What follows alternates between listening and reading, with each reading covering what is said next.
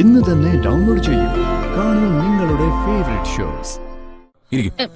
ഇരിക്കും വേണ ഇരിക്കും അങ്ങോട്ട് ഇരിക്കും. ആ വെരി ഗുഡ്.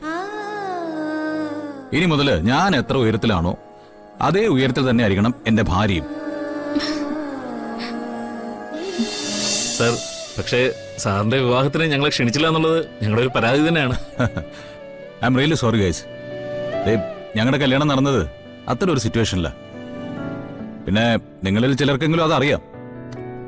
അന്ന് നിങ്ങളെ ക്ഷണിക്കാൻ പറ്റാത്തതുകൊണ്ടാ ഞാനിപ്പോ രാധയും കുട്ടിയും ഇങ്ങോട്ട് വന്നത്. നമുക്കേ ഇന്നൊന്ന് ആഘോഷിക്കാം. മാഡം, ഓഫീസിലേക്ക് പരമേശ്വരൻ സാറോ ചന്ദ്രശേഖരൻ സാറോ വരുന്ന പോലെയല്ല വരുൺ സാറ് വരുമ്പോ. ഞങ്ങളോട് ഫ്രണ്ട്സിനെ പോലെയാ വരുൺ സാർ പെരുമാറുന്നത്. വരുൺ സാറിനോട് മാത്രമേ ഞങ്ങൾക്ക് ഇത്ര സ്വാതന്ത്ര്യമുള്ളൂ. മേഡത്തിന് സാറിന്റെ കൂടെ ഇടയ്ക്കിടയ്ക്ക് വന്നൂടെ? ഓരോരുത്തർക്ക് ഓരോ ചുമതലയുണ്ടല്ലോ.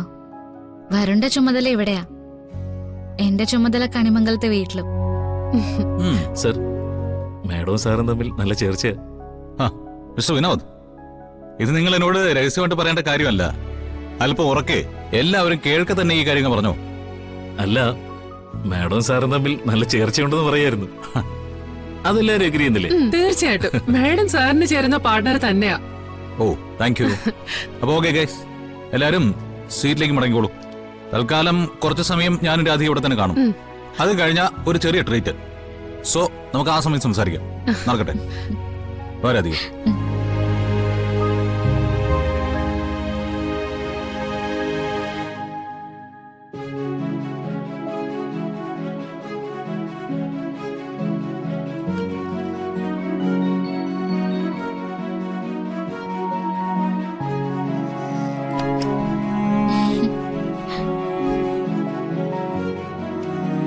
അല്ല, വലിയ അഭിപ്രായമുള്ള സ്റ്റാഫിന്റെ ഒക്കെ അതെ, ഞാൻ അവരെ എല്ലാവരെയും ഫ്രണ്ട്സ് ആയിട്ട് കാണാറുള്ളൂ. അങ്ങനെ നിൽക്കുന്നതാണ് നല്ലത്. ഈ മുതലാളി തൊഴിലാളി എന്ന് പറയുന്ന അകലം സൂക്ഷിച്ചാൽ അവരെ ഹൃദയം കൊണ്ട് അടുക്കില്ല. അല്ല, എന്താ ട്രീറ്റ് ഉണ്ടെന്ന് പറഞ്ഞ് എന്തെങ്കിലും പ്ലാൻ ചെയ്തിട്ടുണ്ടോ? അല്ല, അങ്ങനെ പ്രത്യേകിച്ച് പ്ലാനൊന്നുമില്ല.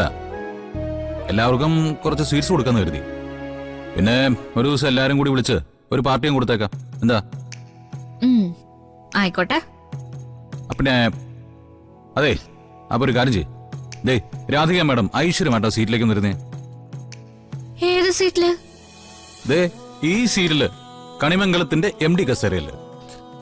അതൊന്നും വേണ്ട, അത് വരുണ്ട സ്ഥാനല്ലേ. സ്ഥിരമായിട്ട് ഇരിക്കാനൊന്നും ഞാൻ പറഞ്ഞില്ലല്ലോ. ഓഫീസിൽ വന്ന നിലയ്ക്ക് ഇതിലിരിക്കാൻ തനിക്ക് അവകാശമുള്ളതുകൊണ്ട് ജസ്റ്റ് വൺസ് ഇങ്ങോട്ടൊന്ന് ഇരിക്ക്. വേണ്ട വേണ്ട, അതൊന്നും വേണ്ട, എന്നെ കൊണ്ട് പറ്റില്ല. ഈ സ്ഥാനേ അത് വലിയ വലിയ ആൾക്കാരൊക്കെ ഇരിക്കുന്നതാ. അതിനുള്ള യോഗ്യത എനിക്കായിട്ടില്ല. ആര് പറഞ്ഞു? എടോ, താൻ എന്റെ ഭാര്യയല്ലേ. എടോ, നാളെ എനിക്ക് എന്തെങ്കിലും പറ്റിപ്പോ. മിണ്ടായിരുന്നോ? ആ, ഞാൻ പറഞ്ഞു തീർക്കട്ടെ. അതെ, ഇപ്പൊ ഉദാഹരണത്തിന് ഞാൻ സുഖമില്ലാത്ത കുറച്ചു ദിവസം കിടന്നു എന്ന് കരുതുക. ദേ, ഞാൻ തന്നോട് പറയും, രാധിക ഒന്ന് ഓഫീസിലേക്ക് പോണം, ഇവിടുത്തെ കാര്യങ്ങളൊക്കെ ഒന്ന് നോക്കണമെന്ന്. അപ്പോ ഇവിടെ താൻ വന്നിരിക്കണ്ടേ? അതങ്ങനെ വന്നാലല്ലേ. അതൊരു കാരണവശാലും വരില്ല. വരുന്നൊന്നും പറ്റില്ല. എടോ, താൻ ഇങ്ങോട്ടൊന്ന് ഇരിക്ക്, ഞാനൊന്ന് കാണട്ടെ. ദേ, എന്റെ പെണ്ണ് ഉത്തരവാദിത്തപ്പെട്ട ഒരു സ്ഥാനത്തിരിക്കുന്ന ഞാനൊന്ന് കാണട്ടെ. വേണ്ട വരുൺ. ദേ, ഇരിക്കാൻ പറഞ്ഞിരിക്കണം. അറിയാലോ, ഓഫീസിൽ ഞാൻ സ്ട്രിക്റ്റ് ആവാൻ തീരുമാനിച്ചാൽ ഭയങ്കര കുഴപ്പക്കാരനാ. മര്യാദയ്ക്ക് ഇരിക്കണം അങ്ങോട്ട്. വേണ്ട. അങ്ങോട്ട് ഇരുന്ന് ഇവിടെ ഇരിക്കും വേണ ഇരിക്കും അങ്ങോട്ട് ഇരിക്കും. ആ, വെരി ഗുഡ്. ഇനി മുതല് ഞാൻ എത്ര ഉയരത്തിലാണോ അതേ ഉയരത്തിൽ തന്നെ ആയിരിക്കണം എന്റെ ഭാര്യയും.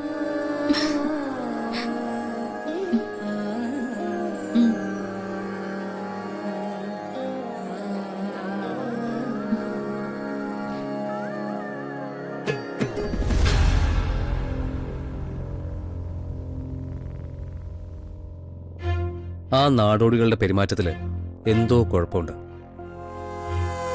എന്റെ കണക്കൂട്ടൽ ശരിയാണെങ്കിൽ പ്രിയങ്ക അവരുടെ കൂടെ തന്നെയുണ്ട്.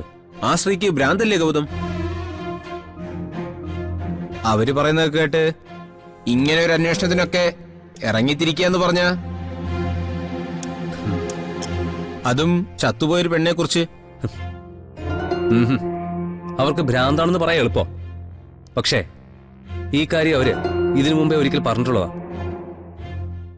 വരുണിന്റെയും രാധികയുടെയും വിവാഹം നടക്കുമ്പോ അച്ഛൻ കൂടെ നിൽക്കുന്ന സദസ്സിൽ വെച്ച് പ്രിയങ്ക ജീവിച്ചിരിക്കുന്നുവെന്ന് അവര് കണ്ടുവെന്നും പറഞ്ഞു. അന്നു മുതലാ അവർക്ക് മാനസിക പ്രശ്നങ്ങളുണ്ടെന്ന് മറ്റുള്ളവർ പറയുന്നത്. അല്ല ഗൗതം, ഈ പ്രിയങ്കയെ കൊണ്ടുപോയതും കത്തിച്ചു കളഞ്ഞതും ഒക്കെ സത്യം തന്നെയല്ലേ? നിങ്ങൾ കൊണ്ടുപോയ പ്രിയങ്ക കത്തിച്ചാവുന്നതിന് മുമ്പ് അവിടുന്ന് രക്ഷപ്പെട്ടോ? എങ്കിൽ പിന്നെ കൊന്ന ആരെയാ?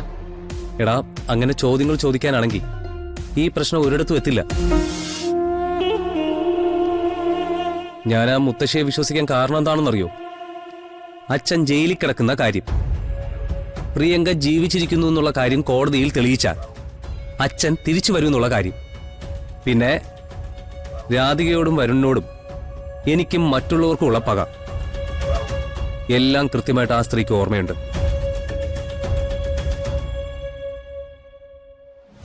അത്രയും കാര്യങ്ങൾ അവർ പറയുന്നത് ശരിയാവുമ്പോ അവര് പറയുന്ന ഈ കാര്യം മാത്രം തള്ളിക്കളയുന്നത് എങ്ങനെയാ?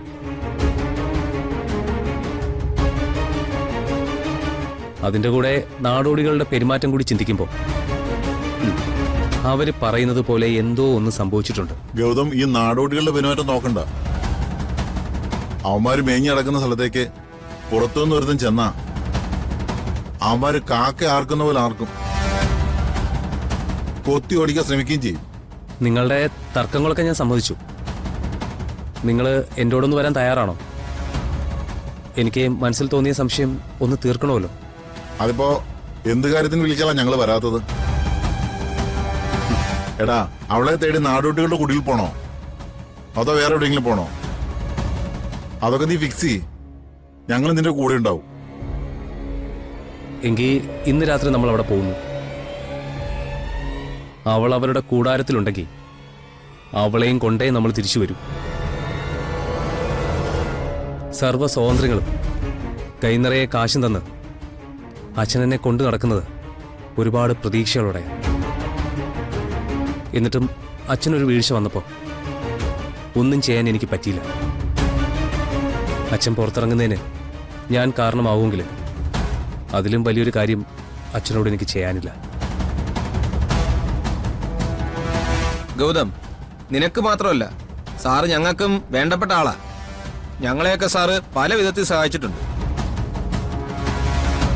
ആ മുത്തശ്ശി പറയുന്നത് എന്ത് സങ്കല്പത്തിലെ കഥയായാൽ പോലും നമ്മൾ ഇന്ന് രാത്രി അവിടെ പോവും, നാടോടികളുടെ കുടിൽ കയറി തെരയും. താങ്ക്സ് ഡാ. ബാക്കി രാത്രിയാവട്ടെ.